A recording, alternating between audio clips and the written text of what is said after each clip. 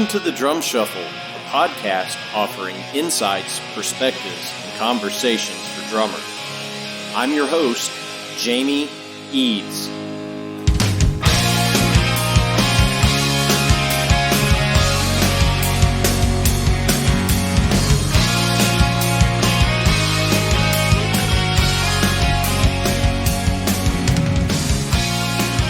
Hey, how's it going out there, everybody? Welcome to the Drum Shuffle. Jamie Eads joining you as I do each and every week. This is episode 96. I hope everybody's doing great out there.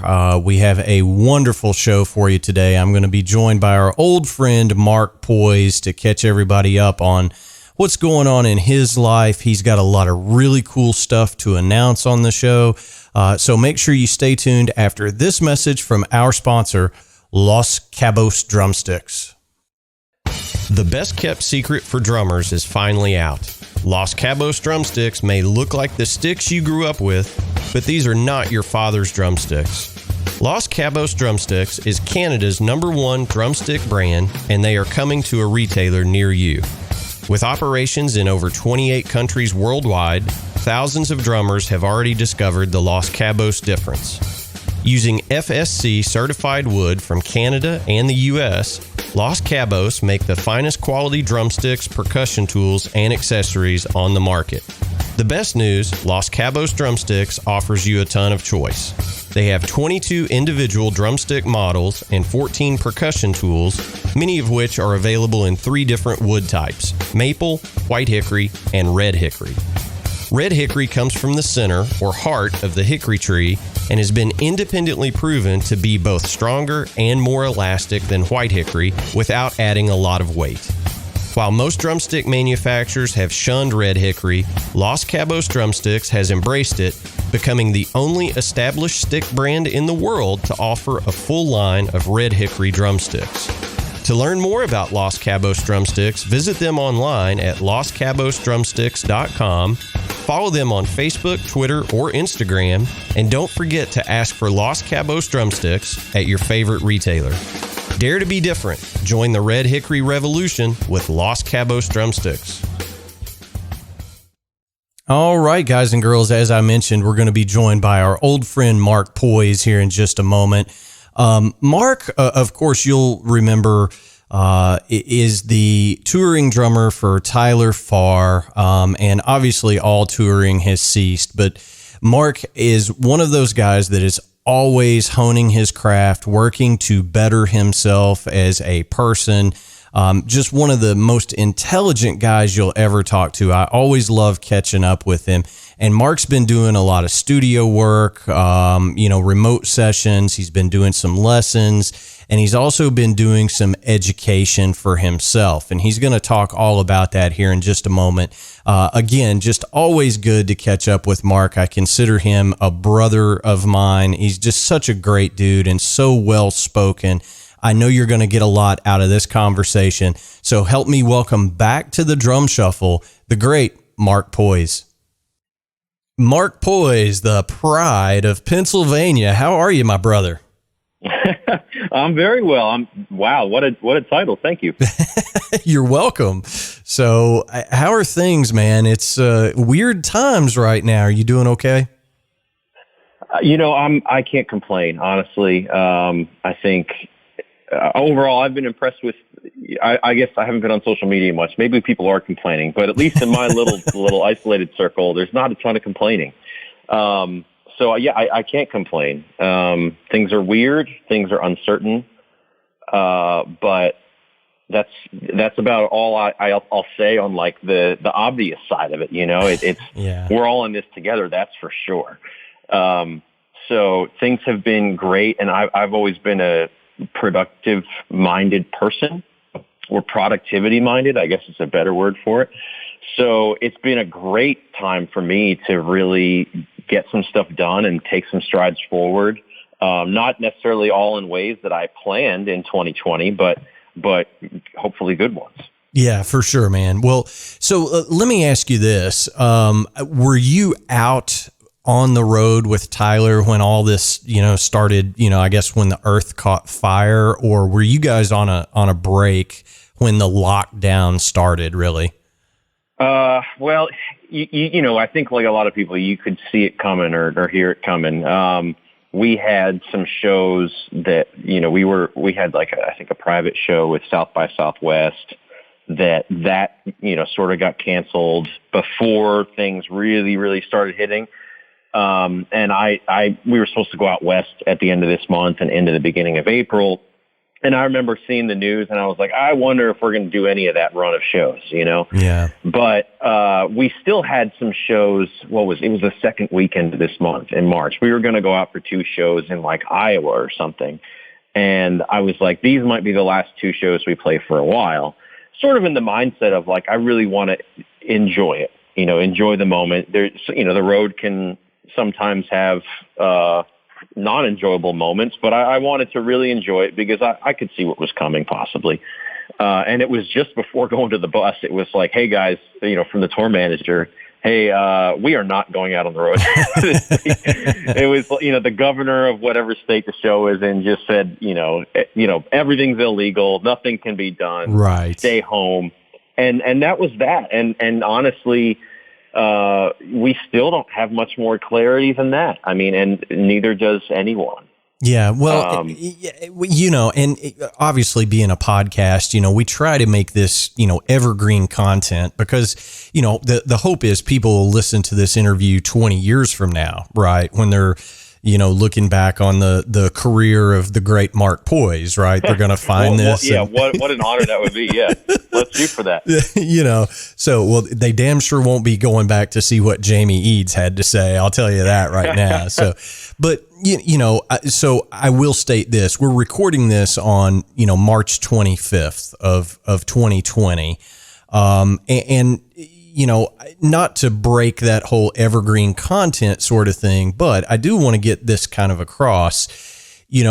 Before the touring industry shut down, you live in Nashville now. You guys had just gone through like a major tornado as well that, did a lot of damage to Nashville. And it was really, some of the benefit shows to raise money for some of the clubs that got damaged and, some of the folks that were displaced by the tornado. Right as those benefit shows started happening is when everybody was like, we're not getting groups of people together because of, coronavirus or COVID-19, whatever you want to call it. So Nashville kind of got dealt a really bad double dose of this. So it's got to be a weird time for you being in Nashville. Yeah, absolutely. It's funny you said that because you just made me realize that we were supposed to be part of one of those tornado benefit shows that I think it got canceled before it was even released publicly. I could be wrong, but it would have been last night. Okay. Yeah. Like, wow, geez. But yeah, I think it was the night of March 2nd, I believe. A lot of friends really, really got hit hard, and my heart goes out to them. I have tried to help friends and community however I can in my own little ways. Sometimes you wonder how much help you really are, but even still, it was a scary night. The tornado came through. I was at home, and it passed only about a mile north of our house. Oh, wow. But the forecast that we were hearing was that it was coming right at our neighborhood. So that was the most, puckering moment that I've had in a long time. Yeah. And it's weird. I've just told people that it's like on March 2nd or 3rd, we had a tornado come through here and it knocked us into a parallel universe. Yeah. And everything since then is just what the heck is going on. I felt really guilty because our power was out, associated things. We were close enough that, we were knocked offline for quite a while. And then I had to go play shows on the road, which was incredibly, it feels great to play shows, but geez, the guilt associated with that when you're just seeing how many people have lost their homes, have lost their livelihoods, all of that. Again, pre-coronavirus in the U.S. Right, yeah. And I came back and I was, I really, it was important to me to do what I could to help. So I was going around with various groups and chopping down trees and taking care of brush and just like getting dirty volunteering. And so honestly, my day to day hasn't been any sense of normal since that tornado. Wow. And now, when I wake up in the morning and you sort of go to get coffee and you like reacclimate to like, is this my life? And man, what are we 3 weeks in now? And I'm like, what the heck is going on? Yeah. Well, yeah. And, I think that's a good point. I woke up and, that next morning, being up here in Kentucky, obviously we weren't affected by the actual storms, but I started reading the news reports and I was like, oh my God, I've got so many, brothers and sisters in Nashville. So, I texted you, I started texting, other folks that I know down there, Jay Took and Rodney Edmondson and, everybody that I know down there, all my drum brothers and sisters. And, everybody was like, we're good. We didn't get hit, and I was like, wow, thank God, what a bullet dodge that I didn't know anybody in my really close circle that got, torn up in this massive storm. And then a week later, basically all of those folks are unemployed temporarily. You know what I mean? It's like, so it is a parallel universe. We only dealt with, like I said, I wouldn't even dare complain about it. It was just a scary moment. We just dealt with power out, no internet, all that for a couple of days. But a lot of these folks, and other friends too, the in the biz folks that work, bartenders, servers, all that. Yeah. Nashville's a tourism town as much as a music town, and a lot of these people, they might be working at, either East Nashville or Germantown or living in Germantown or right by me in Hermitage here on the east side of town. And so many of them, it's like, oh, now I need a place to live. Oh, now I don't have a job either. Right. Or, it was just so chaotic. And, I definitely don't want to harp on it too much with our time today because, like I said, I like trying to focus forward, but it's definitely been, we didn't make a right turn. We were shoved off the tracks, Yeah. And we're just trying to figure out what tracks are we on now? Yeah. Yeah, man. I mean, for sure. Well, when I talked to you last, which was sometime last week, we try to stay in touch. You were doing drum tracks from home. But I'm going to rewind even just a little bit further than that. The last time I actually saw you in person, was when, the Tyler Farr tour came through Lexington, and it's been, dare I say it's been a year ago. I can't remember if it was March or April of last year, but you guys came through. Roughly, yeah. Yeah. So, but you guys came through town and you and I hooked up, came down after sound check. Thank you so much. Caught the show, got to hang out with you for a little bit. Things were great. It was a fantastic show. Thank you. Yeah, absolutely. And, everything going great in life. And, then all of a sudden kind of the pause button gets hit. I know that you were doing drum tracks remotely from your home studio last week. What else do you have going on now that, we're kind of in this lull period where nobody's touring? Yeah, well, I should definitely, the touring gig, the Tyler Farr gig for me is still very much a thing. And it's odd because, Tyler has a new single out that's to radio and it's part of a new album cycle with a new label, and Jason Aldean's producing it and he's getting a big push. And it's really funny because we should be amping up everything on that front. The only good part that I see so far in relation to that is at least label stuff, radio stuff, streaming stuff is minimally affected by this. So, the hope is that the new music still does well for him, and fans are going to want to see music. Whenever we can have shows again, people are going to want to see music again. Oh, man. That pin-up demand is going to be stupid, I think. Yeah, and equally my pent-up demand to play a great show, Yeah. I already can't wait, and I have no clue of when the next one will be. But so that there's definitely a sense of like it's not even quite paused. It's just the touring side of it is paused because the music business can go on, And people consume music in so many ways nowadays, and we're fortunate to have that. Yeah. And we're fortunate this big machine of the entertainment industry can chug along in the absence of touring, which is a big part of the music business now. I love that it's more important almost than ever, but we just got to hit pause, whether it's for a couple weeks or a couple months. So that being said, I've always just sort of tried to have my hands in as many things as possible. I don't think I could feel fulfilled entirely as a professional without the live show energy in my life, but I'm not okay with just doing that. Studio work. I've got a drum room in my house where it doesn't look like much, but I get really great, quality drum tracks that I feel represent me and my playing well. It captures my playing well for clients that want me.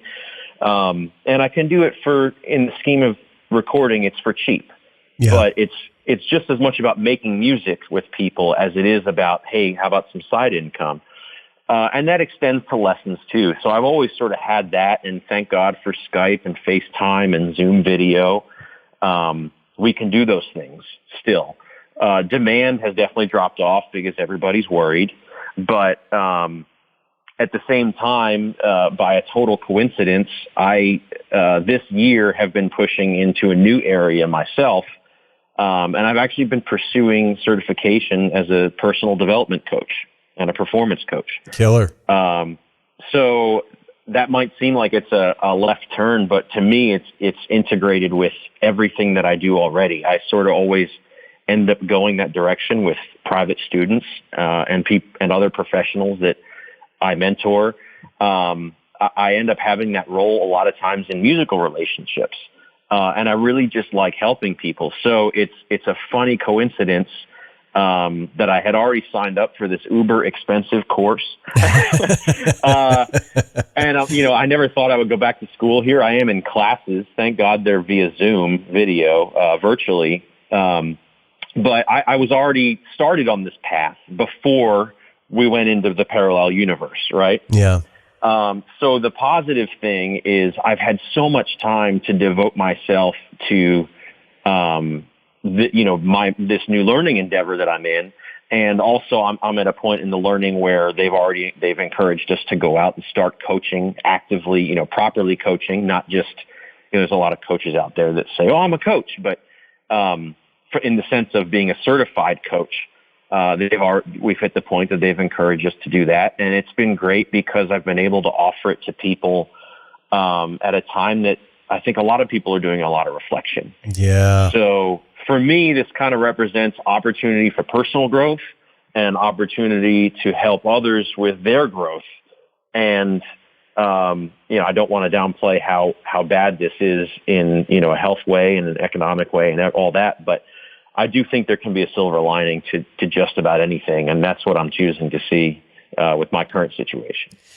Yeah, and you bring up a good point, and you would never say this about yourself, so I'll say it for you. But we've known each other for a couple of years now. You're one of the smart guys. You're a well. I think. Okay, I'm going to bust a stereotype with you. Okay, so a lot of people think, oh, he's a drummer, and let's face it, Mark, you're a heavy player. You're a hard hitter, and not taking anything away, it fits. But I think a lot of people see drummers and they go, well, it's because he wasn't smart enough to learn how to play piano, right? There's kind of that stereotype in the business. Oh, he's just a dumb drummer kind of thing. Yeah. Me drummer, me hit drum. Exactly. So obviously people that listen to this show don't think that way, but I think there is that, unfortunate stereotype out there.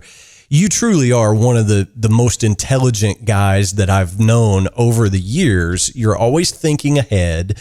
And you're a very fit individual too. We've talked offline, not in an interview.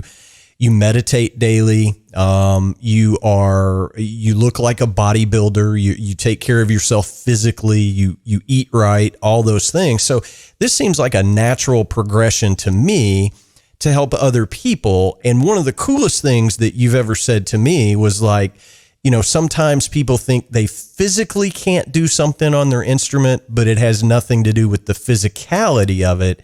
It's a mind block. And I think you're probably going down the path of let's get you past that mental block to be able to do what you know you can, right? Absolutely. Yeah. I don't want to hijack what is a drum podcast and a fantastic drum podcast. Oh, but you're making me blush. I would sum up the way I see it this way, that anything that's physical doesn't start physical.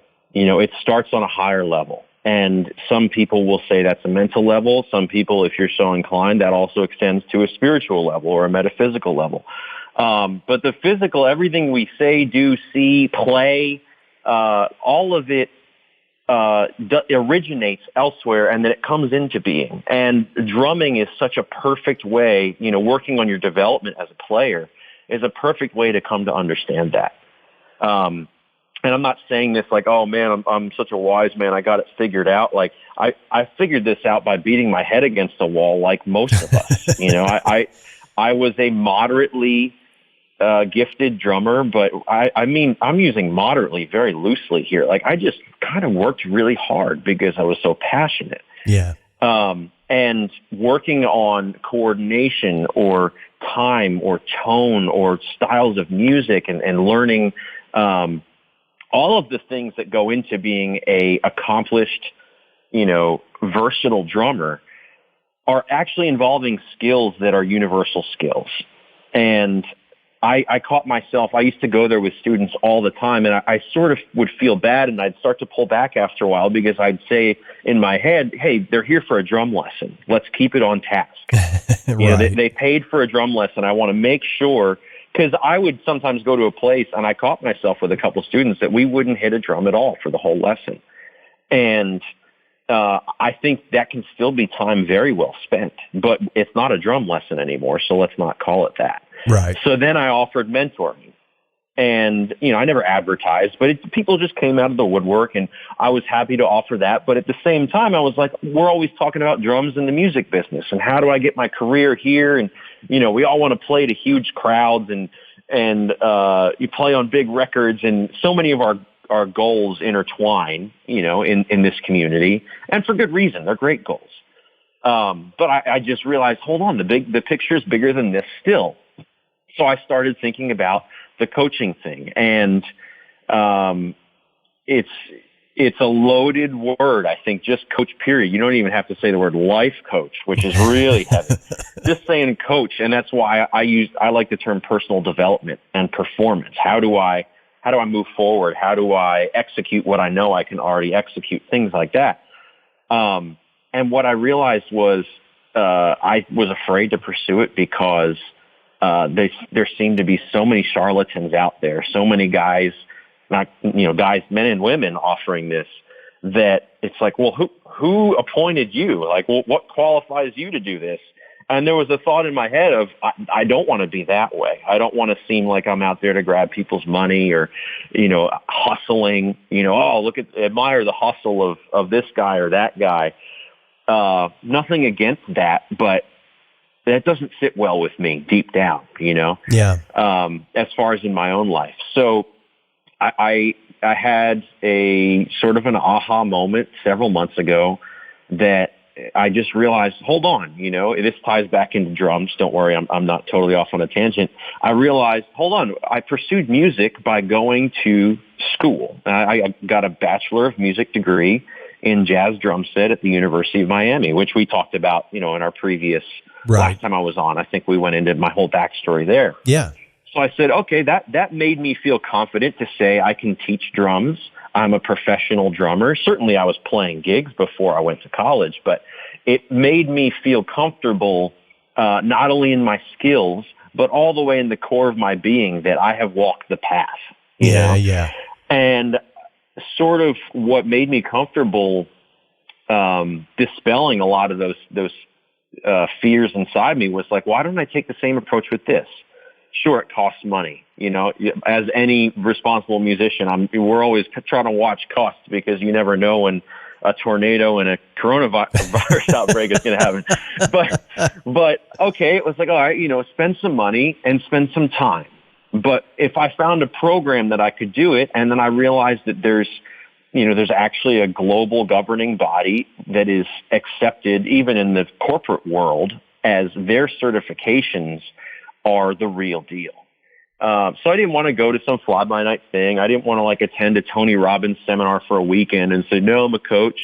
I was like, I want to do this right, just like I did college. Not to say that college was a dream. It was tough, and at times I hated it. But when I came out the other side, I was a different person. Yeah. And what I decided to take was the same approach this time. And it's funny because even in the couple weeks that I've officially been coaching clients, right now I'm coaching at a super reduced rate because you have to build hours before you can even be certified. It's not like you watch 100 hours of YouTube videos or something. Right. It's very much a training and apprenticeship. But I'm coaching people, a lot of my current and former students and mentorship clients, and coaching them for cheap. And it's funny because the response has been universally great. And it reminds me, it's like, I bet that fear of being seen as a charlatan or just full of it or self-serving, that was probably entirely in my head. But you know what? It's really good that I moved past it either way. Yeah. While you were speaking, the thing that kept coming to me was, there is some sort of stigma out there about people that say, oh, well, I'll use the term that you don't like, a life coach or, as you said, a personal development coach. But look, when people operate at a super high level at anything, Tiger Woods had a swing coach, arguably the greatest golfer to ever live in our lifetimes, still had a swing coach, Oh, yeah. Many great professional drummers that are at the top of their game still take lessons from guys like Dave Elitch. You know what I'm saying? I mean, absolutely. Yeah, there's no question for the value offered from a really good coach. I just, like I said, I came to realize it was my own block. Sort of like anybody might say that's why they wouldn't pursue music full time. There are a lot of good reasons to not dive headfirst into the music business, but believing that there's already enough people doing it and who am I, that's not a good reason. Right. A good reason might be, well, when I look at the guys playing these big tours, I can't play at that level. That would be a good enlightened reason not to pursue it. But I think it's important to be to realize whether they're logical things keeping you back or illogical things.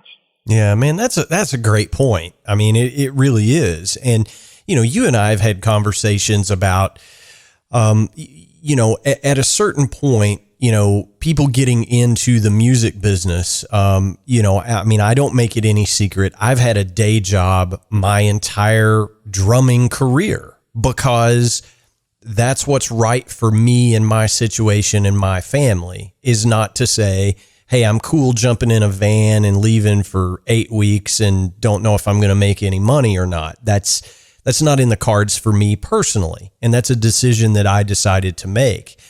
If you're, 21 years old and you don't have a spouse and a mortgage and a car payment or whatever, that may be the best choice for you. So, I think I think everybody has to make their own decision, but whatever that decision is, you are invariably going to have dozens, if not hundreds of people that are going to help you along your path. So how is this any different? I don't know. I think it's great that you're offering this stuff. Yeah, thank you. Like I said, I have been so encouraged by the response because I really just tiptoed into it, You're right. And I one of the best things I've learned in my coach training so far is that a coach has to be continually developing themselves. If they're gonna work with any client on developing, they have to be continuing to develop themselves. And the biggest change has been in myself in this process. And it's funny because it's changed my drumming already. It's changed my teaching already. You know, it can't help but to seep into every part of your life, just like the confidence that you have from becoming a great performer. That just seeps into everywhere else, and you sort of carry it with you. It becomes part of your being. You know, it doesn't have to define you, but it's not just a coat you put on when you walk out the door. You are that. It's your essence. Yeah. I mean, brother, that's a great point. You know, I mean, I've heard people say before, you know, you get to a certain point with anything, and, you know, obviously I'm going to stay on the analogy of drumming, but, you know, there's been so many people in my life that will say, you know, I'm perfectly happy doing it in my basement or my garage, you know, drumming. That's where I'm comfortable. I'm just too scared to jump on stage with other musicians or whatever. But if they ever do cross that line and they play the first gig, nobody ever says, yeah, I don't want to do that again. Right? Mm-hmm. I mean, yeah, you're right. Everybody's like, oh my God, I get it now, you know, and I think you learn by doing, and, you know, the old adage is, you know, 10,000 hours of anything to become an expert. Right. So you're in the nexus of your coaching career, if you will. And, you know, I want to make sure that I ask this. This doesn't mean you're doing this. It's not a this or that. It's a this and that, correct? Oh, absolutely. Yeah. I mean, there's I'm not pulling back from my music career whatsoever. I mean, it sort of feels like that right now due to the world circumstances. Yeah. You know, I'm just a hobby. Basically, I see myself as a hobbyist drummer right now, going through coach training and doing some private lessons and coaching sessions. But no, in the big picture, what I love is that I see it connect perfectly. You know, I've done some clinics, I've done some master classes, and part of the reason I haven't pursued it harder is I asked the same question that I've said several times already is, well, who am I? What do I have to offer? I'm not just trying to storm into this space when there's already plenty of people in this space. And you know, when I look at pursuing this, in addition to all of my play, you know, everything that makes me the player I am, the drummer I am, and my experience in the business, and you combine this whole coaching journey, and then hopefully being a fully credentialed, certified coach, that's like, oh, this is more of a picture of a complete me. I would be giving a better drum clinic. Yeah, you know, I will be a better band leader on the road. Yeah. I will deal with artist management better. I mean, how many people have rough relationships there? Gee, you know, I told Tyler's management what I was doing just so that they knew, just schedule wise. I said, hey, let me know if anything pops up these days of the week, like just so I can work around with other things. And they were like, wow, that's fantastic. Yeah. You know, so everything really connects, and that sort of goes to what I was saying about, like, everything you do becomes part of your essence. And there's no, oh, when I'm a drummer, I'm a this. When I'm a husband, I'm a this. It's you are your whole being all of the time. And if you let one part grow, everything else, you know, is still connected to that. And one thing can pull the others along. Yeah, man, that's wise words, Mark, for sure. I mean, it's just, and I think it's so cool that you're, you know, telling us all about it. You know, I mean, it's got me pumped up. I'm like, man, I need a personal development coach. You know what I'm saying? It's like everybody needs that in their life. You know, just somebody to say, look, here's how you're going about things right now. Have you thought about this? And for so many of us, it's a parent, a sibling, a spouse. Certainly. That person that you bounce something off of. But sometimes, like, you know, if I go to, you know, my wife, for example, she understands the music business. You know, she's been married to me for 20 years. But if I say, you know, in your example, artist management, she's probably going to be like, yeah, I don't know what to tell you there. You know, don't be an asshole, I guess, you know, you know what I mean? But somebody that's already been there, like you, I can bounce those things off somebody like you, and you can actually give me some guidance that is helpful for dealing with that situation. Certainly. And I think what a lot of us, I'm including myself in this, we sort of just need to unpack our stuff a little bit. Yeah. And we're not just talking like mental stuff. I'm not thinking like, oh, it's all a mental thing. I mean, connecting it to drumming, looking at your playing and saying, how do I, these Dave Garibaldi grooves in Future Sounds, man, they're freaking amazing. How do I actually get these to sound like he does? What's the difference between where I am and where he's at? How do I bridge that gap? And that's what often a drum teacher offers. But a lot of times, I think plenty of people aren't willing to spend the time or money to get proper instruction on drums. We see that all the time. And they just sort of feel stuck. And it's mostly because it helps to have somebody where you say, hey, I perceive this gap here in front of me. Why doesn't my backbeat sound like yours? Why doesn't my pocket feel like yours? How can Steve Gadd hit the same snare drum that maybe I could run up to right after he hit it? It sounds completely different. There aren't completely secret, locked up answers to these things. Some of the answers are ones like, well, yeah, you can't sound like Steve Gadd because only Steve Gadd can sound like Steve Gadd. Right. But some of them are things that if you're willing to really dig in and assess where you are and also define where you want to be, you can bridge the gap yourself. Yeah. Go ahead. No, and I was going to say, and the teacher that I praise, I've had a lot of great teachers, but Steve Rucker at the University of Miami, I raved about him the first time I was on with you, I'm sure.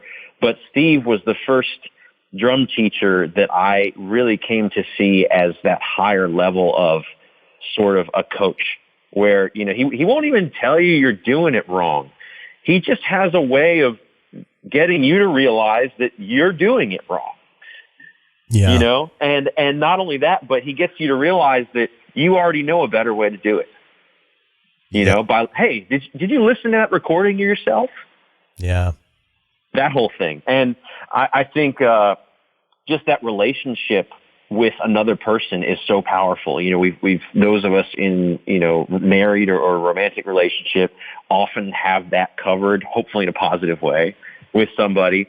But when it relates to drums and music, it can be hard. And a lot of guys discover that following all the Monster Chops videos on YouTube usually doesn't get you where you want to go. Well, we could do another hour on that topic alone. I'm pretty sure. I'm not ragging on Chops because it is amazing what some people can do. But unless that's actually your goal is to compete for world's fastest drummer, I'm not sure that that's going to get you closer to maybe the gig that's really your goal. Somebody says, I want to play in arenas. World's fastest drummer, I don't think is held in an arena. So, pursue it if you want to be the world's fastest drummer. But otherwise, there's a whole different path. There are incredible drummers that play for tens of thousands of people that even have strange mechanics just to start with. Yeah, man, for sure. Well, I'm not knocking world's fastest drummer either, at all. But a couple of guys that have held that title are two of the biggest groove machines alive, and that's Johnny Rabb and Mike Mangini. Yeah. Those guys are unbelievable. Yeah. Yeah. So I love it. I've followed Johnny Rabb for so long because he put out that Jungle Drum and Bass book. Oh yeah. Man, I'm guessing on the date. It was like I had it in college, so we're talking like 03, 04, 05 or something. And man, what a great book. I actually have it. It's actually on the music stand in my drum room, which is why I just thought of it.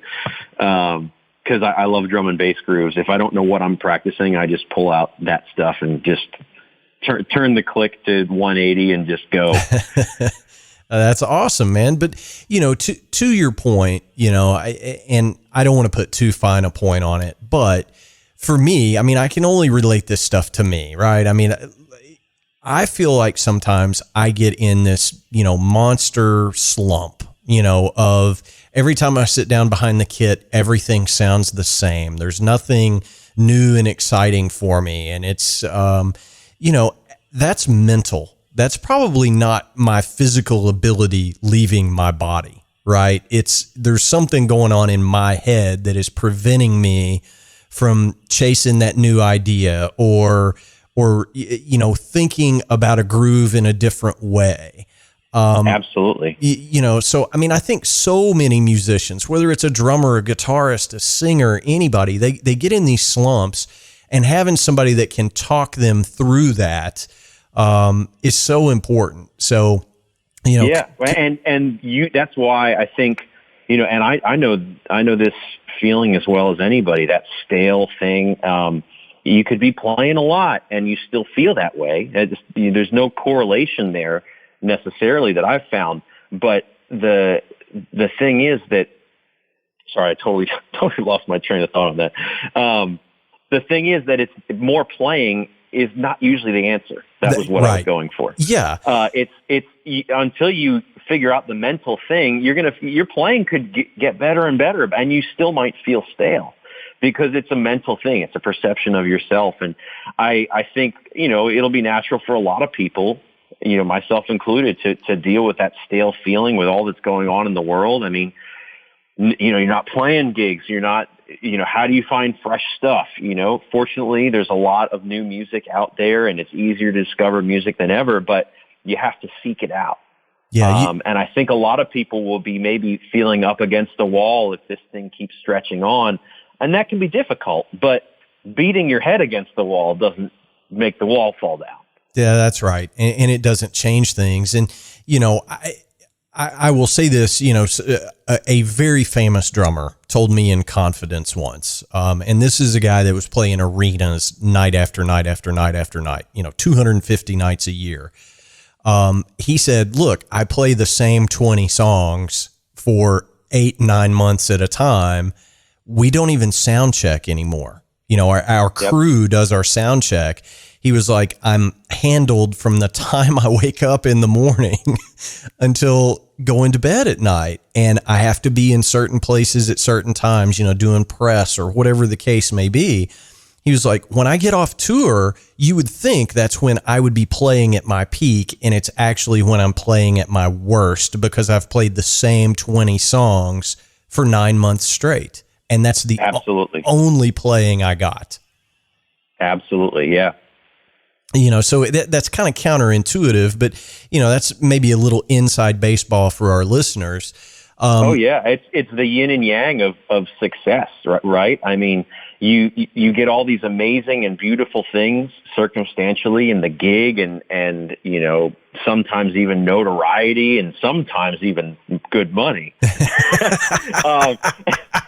But you feel less. It's harder to grow that way than any other time. And when you're off and nobody's taking the cool pictures of you and you're not performing to like adoring crowds, you can work on stuff.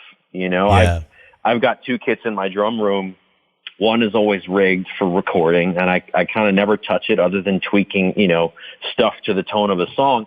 The other is basically a bop kit. It's a Ludwig club date kit with a 12, 14, 20. And all I do is play straight ahead jazz and, drum and bass stuff on that kit. And that's the kit that I almost exclusively play for fun. Yeah. Yeah. There's no big backbeat, like all the thing, you've seen me play. None of that is involved on that kit. And that's the only kit I want to play when I'm home. That's cool, man. Yeah. And that's where I feel growth and I feel inspiration happening. That's just the funny yin and yang of like success on the road. Like, should you get it, you might feel more stale than you've ever felt before. It is true. And that's kind of the trap that we all, can potentially fall into. And you don't have to be touring arenas to get that same kind of staleness in your playing. If you're, I think you did like wedding bands and stuff while you were in college down in Miami, right? Oh yeah. Wedding, corporate bands. No matter what you're doing, even if you're a hobbyist and you're just playing at home, what if your fun playlist is like 40 different records, 40 different albums, or 400 different songs? That's still a fixed amount of music. Right. It's only going to feel fresh for so long. That's right. That's exactly right, man. That's good advice. Now, you're talking about your studio, so I don't want to geek out too much, but when you're doing tracks and whatnot, are you a Pro Tools guy or are you using Ableton? What kind of rig do you have set up? Well, I use Ableton for everything now. Okay. That is for a couple of reasons. Number one, I just got tired of Pro Tools. I mean, I used it like we all did for so long. But I also do Ableton, playback consulting and show programming and time code stuff for other touring acts in town. Like my teaching, I don't really advertise it, but like I do when the call comes up, I'm happy to do it. So I'm in Ableton so much that it was like, why am I doing Pro Tools? When I'm sending files off to somebody, everyone wants raw files. I'm not sending any EQ, any compression. I'm not gate. It's just what it is. So I'm focused entirely on great capture of tone. Gotcha. And Ableton is more than adequate for that. I wouldn't want to mix a record in Ableton probably, but nobody wants me to mix their record. Let's be honest. Touche. Yeah, I mean, if I mix your record, kick and snare are way too loud. More me, baby, more me. So I would assume for you then it's about, mic selection, mic placement, things like that. Yes. Yeah. And I went down the rabbit hole a little bit. I do believe in the value of quality outboard preamps. So, I've got a whole slew, 12 channels of like API 312 style mic preamps for any of the vintage gear nerds out there. And a couple channels of compression that I run in parallel. So like I have a mono room mic. I build a compressor for it that is just utter destruction, and it can be really cool in a mix. And I'll run those in parallel. So somebody gets the clean mic, and then they also get the compressed channel. They've got options. And I usually when I send tracks off to a bigger studio, they're like, yeah, we're not really using the compressed channels because we got compressors filling the racks here. But somebody who's in a home studio or project studio, that sometimes that's just the trick to get some magic happening. But I try to keep myself from going too far down the gear acquisition rabbit hole. Even with drums, I don't own 50 snare drums. I think I own like 15. And well, I mean, that's good enough, right? I mean, and there's, there's like 3 on the road. So that's a dozen at home. There's 2 kits here. So it's really just covering the color palette, I actually have a rule that I can't get more drums than I have space for on my shelf. So if one comes in, one has to go. And it's going to be the one that hasn't been used, it hasn't been practical. So that's just a general thing of like, I don't need gear coming out my ears. That doesn't bring me more work. It doesn't make me happier. I actually feel bad if a drum hasn't been played, and I will then play it just out of principle. Yeah, man. So somebody asked me once, and I don't have a ton of stuff, but I've got, 7 or 8 snares, and somebody was like, "Do you play all that?" And I was like, "If I didn't, it wouldn't be here." I do not have absolutely. I don't have any case queens. I mean, everything is meant to be played. That's what they're there for. But just out of curiosity, and I don't know, but were you and Brendan Buckley at Miami at the same time? Are you guys the same age? We're not. No. Okay. Brendan is one of the people that made me discover Miami and inspired me to go there. So he finished. I'm not sure exactly how many years before me. Handful. And right. Shakira exploded. Yeah. Along with Enrique Iglesias and Ricky Martin and so many of those artists over the span of a couple years. And many, many of the drummers affiliated with them were alum. Yeah. So I was really inspired by like, hold on, this jazz school essentially it like these guys are going out into the rock pop world. Yes. So Brendan, it was really cool. I'm not sure if he remembers it even, but I got a private lesson from him when I was a student at Miami. Oh, that's so cool. He came through and he had done a little master class, and then those of us that wanted, we paid him for a lesson, and that was a really important thing for my mental development, realizing, he was in LA at that point, and Brendan had done what I wanted to do, which is play the huge crowds, play in the pop music realm, whether it's pop, country, rock, metal, rap, whatever, all generally pop music. And it's funny because I bet he has no idea the extent to which certain things that he said or I observed from him stuck. But I think we reconnected. I think he actually heard my previous episode with you, and that caused us to reconnect. That's good. But I've always sort of wondered if he has any idea the impact that literally a one-off lesson that I threw him whatever cash I had, broke college kid, and it's funny, you never know the impact that you have on somebody else just because it's a totally different perspective. Well, I try to teach my daughter all the time that every interaction counts because the world is a very small place. But, Brendan is, he's a good friend of the show. We've had him on a couple of times.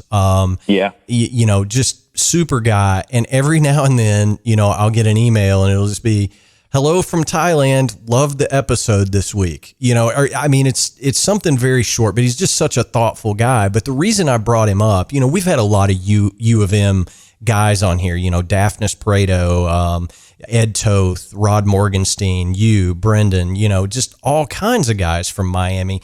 But the reason I specifically brought him up, we were talking about snare drums. Anything that you don't need, you could probably call Brendan. He'll take it. He's got quite the collection, but, and I give him a hard time about that all the time. He's just got so much cool stuff, but he's doing sessions so often, it makes sense, right? Yeah. Yeah. If I was doing cartage for sessions and stuff, you need that. That's when you run into, of course, I've got 8 Black Beauties, only 1 or 2 of them are ever in the same location. That's a different situation. Right. So far there's been no need for cartage. That would be a great problem to have. But realistically, most of my tracks are either at home or somewhere where they've got a house kit dialed in, and it's more trouble than it's worth to bring anything else in. Yeah. It would be cool. I think, I know we're probably getting close to time, but, I was thinking it might be cool to share one of the things that really stuck with me from Brendan, just to sort of illustrate that, you never know what impact you're going to have on somebody. Yeah, man, for sure. So, I was 19, and this is probably relatable to a lot of people. I was 19 or 20 years old, and he was in LA on a big gig, and then, doing LA sessions, and, he's an it guy. And I was able to be in a room with him, and I'm thinking about what questions do I want to ask? So I thought a really powerful question at that time was, man, how do you deal with all of the competition in LA? There's so many guys and so much, going on, and so many great drummers. How do you deal with that? And he looked at me, I think puzzled. And he was like, competition? There's no competition at all. I work with people that I have good relationships with, and we're friends, and we make music together, and we want to work together because we work well together.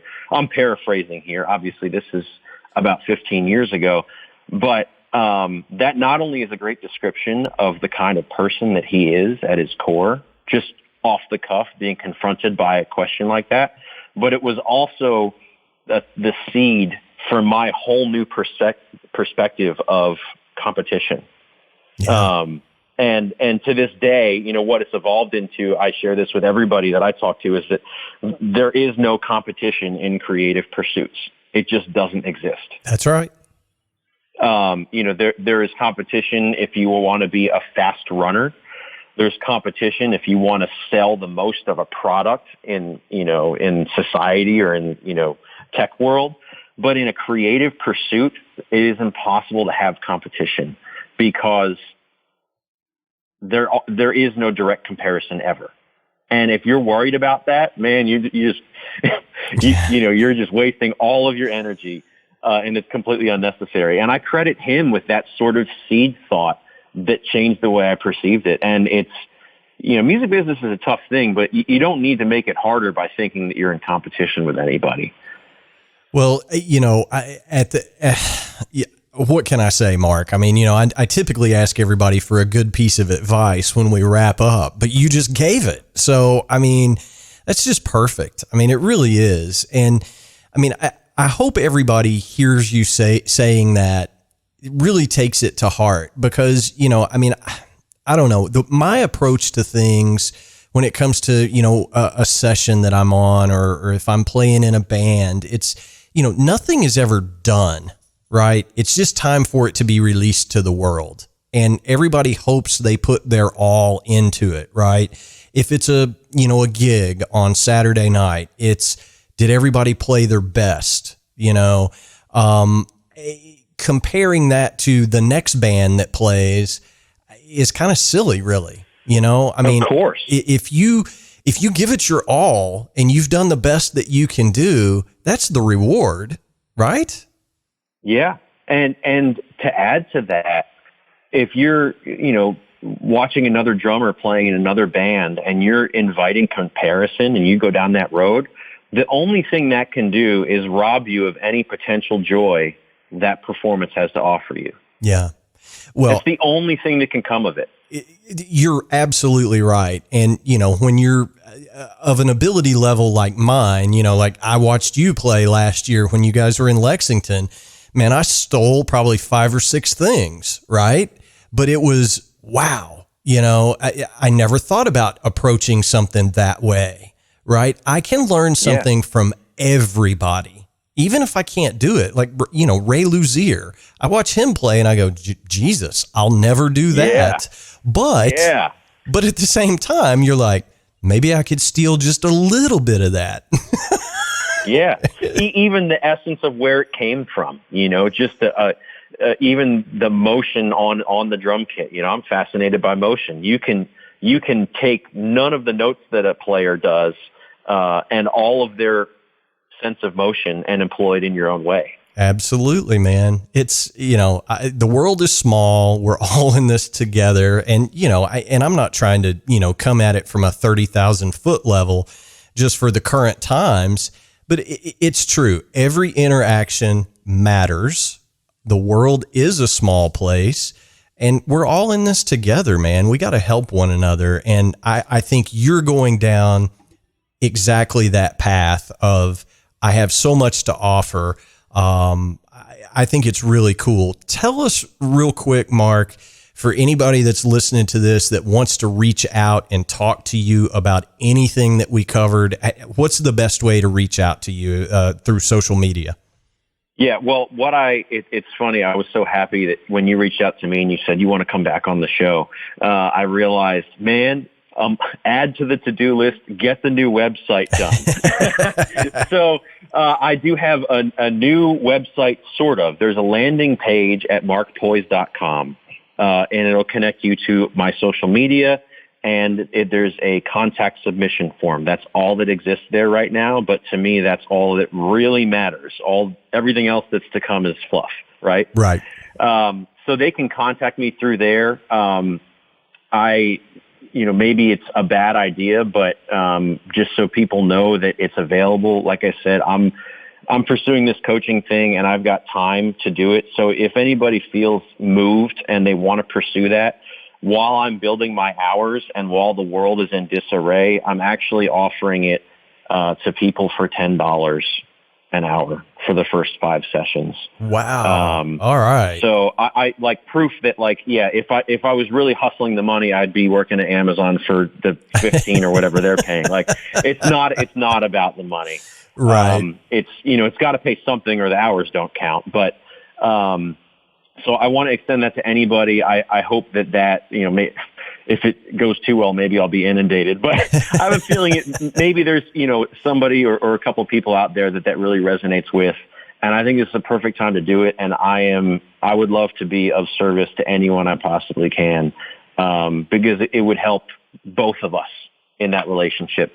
So they can find me there, just like lessons or sessions or saying, hey, I think the best thing we can all do right now is stay as connected as we can possibly be, because we're going to get through this together. Hear, hear. Wise words. Now, make sure you mention to Mark that you heard this on the Drum Shuffle, because he's going to give me like a 25% affiliate link, right, Mark?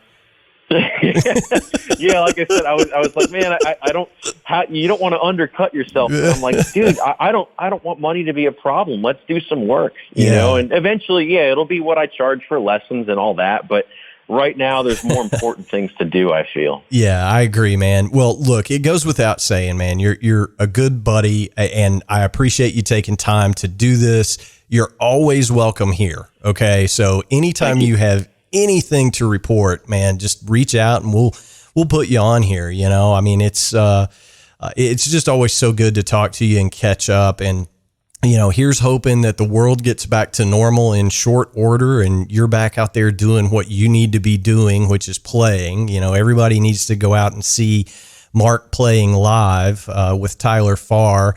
And hopefully the new record is just going to explode. There's going to be all this pent up demand for seeing Tyler and you guys live, and things will be back to normal and good. But in the meantime, go visit Mark at his website and tell him we sent you. Yeah, that's so great. And like I said, I think there's going to be a lot of pent up demand from all of us. And who knows, what if so many of us can just come back better than ever all at the same time?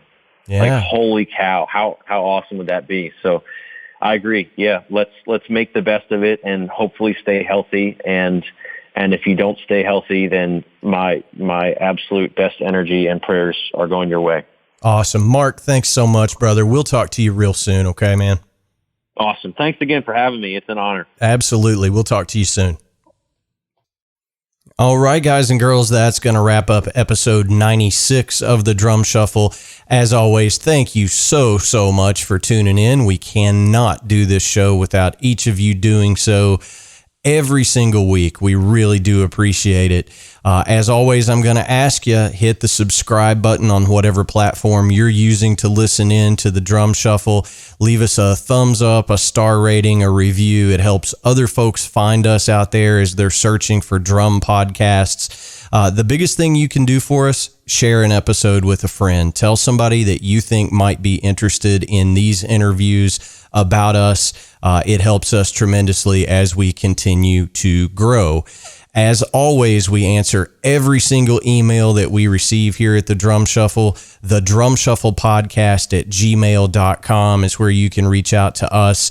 TheDrumShuffle.com is our web address, and you can find more information on me over at jamieeads.com.